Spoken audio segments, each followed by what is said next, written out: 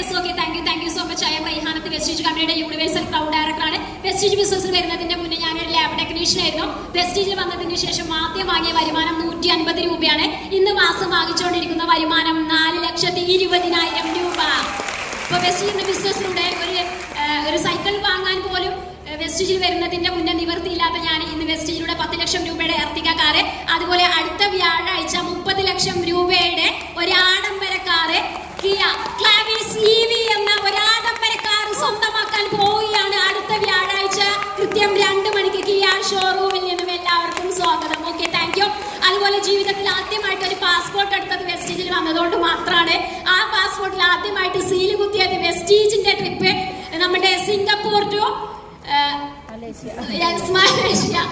Singapore to Malaysia. ജീവിതത്തിൽ ആദ്യമായിട്ട് ഒരു ആഡംബര കപ്പലിലൊക്കെ യാത്ര ചെയ്യാനൊക്കെ സാധിച്ചത് പവർ ഓഫ് വെസ്റ്റീജ്. ഓക്കെ, അപ്പൊ ഈ ഒരു കമ്പനി മാനേജ്മെന്റ്സിന് ഒരുപാട് താങ്ക്സ് അറിയിക്കുകയാണ്. ജീവിതത്തിൽ ആദ്യമായിട്ട് വിദേശ ട്രിപ്പ് അച്ചീവ് ചെയ്യാനും വിമാനത്തിൽ കയറാനും പറ്റിയത് വെസ്റ്റീജിൽ വന്നിട്ടാണ്. Power of Vestige. ഓക്കെ, കൂടുതലൊന്നും പറയാനില്ല.